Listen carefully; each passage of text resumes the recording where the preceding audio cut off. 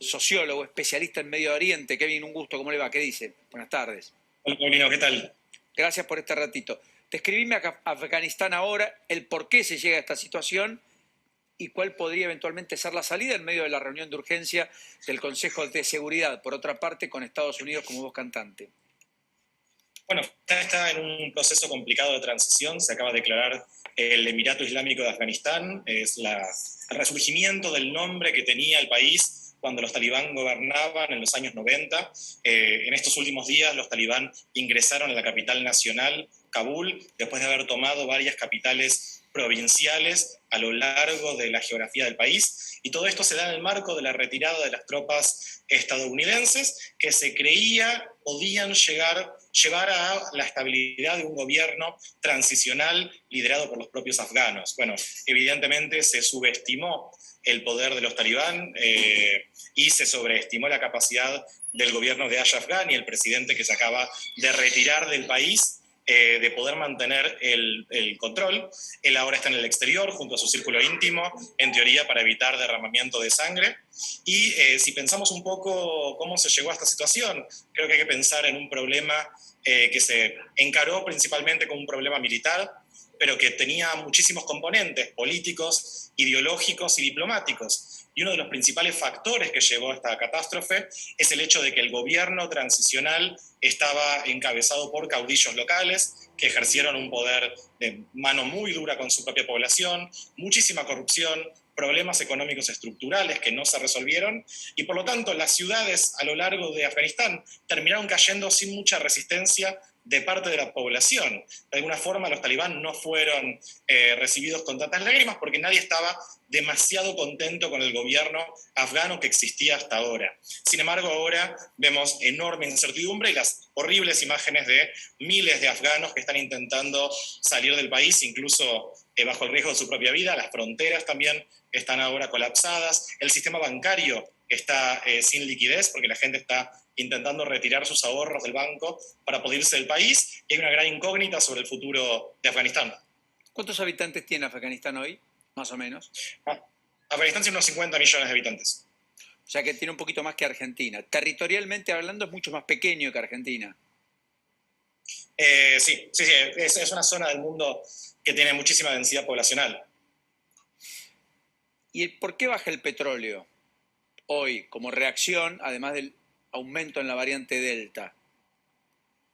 Bueno, Afganistán es un país que tiene una importancia para el comercio de la región, que es bastante relevante. El hecho de que se habla de la posibilidad de una guerra que involucra a países de la región lleva a incertidumbre sobre el futuro. Yo creo que acá también hay cierta expectativa de quiénes se pueden llegar a beneficiar del vacío político que deja la caída del gobierno afgano.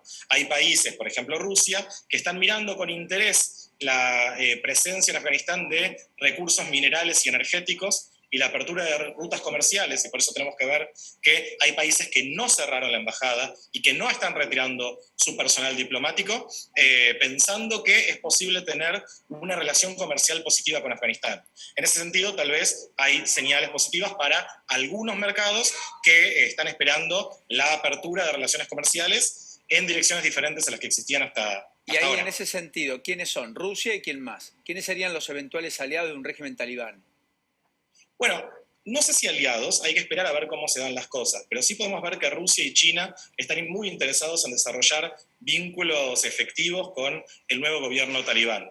Y creo que hay agendas que en cierto sentido coinciden y por otro lado también se contradicen. En primer lugar, todos están interesados en dos grandes problemas hoy en día en la política internacional. Uno es evitar una crisis de refugiados, que ahora estamos viendo los comienzos de eso, teniendo en cuenta que los países fronterizos, en algunos casos aliados de grandes potencias regionales, se podrían ver inundados de la llegada de refugiados y una crisis humanitaria que el mundo quiere evitar a tan poco tiempo de que la gran crisis de refugiados sirios estuvo como tema número uno en la agenda mundial. Otro tema importante es el narcotráfico. Afganistán hoy es una fuente muy importante de campos de amapola para opio y otras drogas, y eso es algo que se quiere evitar también, o por lo menos que no afecte los intereses propios. Y también es un estado que a nivel geopolítico funciona como un tapón importante entre países muchas veces en disputa como India, China y Pakistán. Después hay otros intereses que tienen que ver con lo económico. Para China hay un interés muy importante en el cobre y otros recursos minerales, que por cierto hasta ahora estuvieron financiando buena parte de las operaciones de los talibán, y la posibilidad de comerciar con los talibán abre nuevas rutas de comercio. Y Rusia está interesado en construir obras de infraestructura energética y de transporte que puede permitirle profundizar sus lazos con India y todo el sur de Asia. Entonces creo que donde muchos estamos viendo una crisis humanitaria comenzando, no faltan quienes ven en esto una oportunidad económica. Kevin, por último, contame cómo es la vida de una mujer bajo un régimen talibán. ¿Qué puede hacer, qué no puede hacer? Bueno, los talibanes están diciendo ahora que su gobierno va a ser mucho más laxo con la mujer de lo que fue en los años 90 hasta el 2001. Recuerden que en esa época las mujeres tenían prohibida la participación en la vida pública, en la educación, en el trabajo. Era muy difícil que una mujer pudiera salir a la vía pública sin estar acompañado por un hombre, como si fuera su propiedad.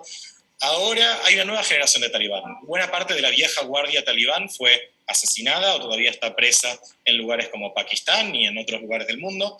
Y esta nueva guardia está diciendo que van a gobernar de forma diferente, que obviamente le van a exigir a las mujeres que usen una cobertura para el pelo. No están diciendo la burka que tapa todo el rostro, sino ahora están diciendo el pelo, y que no van a cerrar las oportunidades educativas. Pero, evidentemente, lo que vemos en las imágenes es que hay muchísimos afganos que no creen este discurso reformista, moderado, viniendo de los talibán. Así que la gran incógnita es cuánto cambiaron los talibán en estos 20 años de exilio y distanciamiento del poder, y cuánto es simplemente una fachada inicial que le va a permitir desarrollar lazos diplomáticos para luego volver a ser esta corriente ultraconservadora y violenta dentro del pensamiento islámico.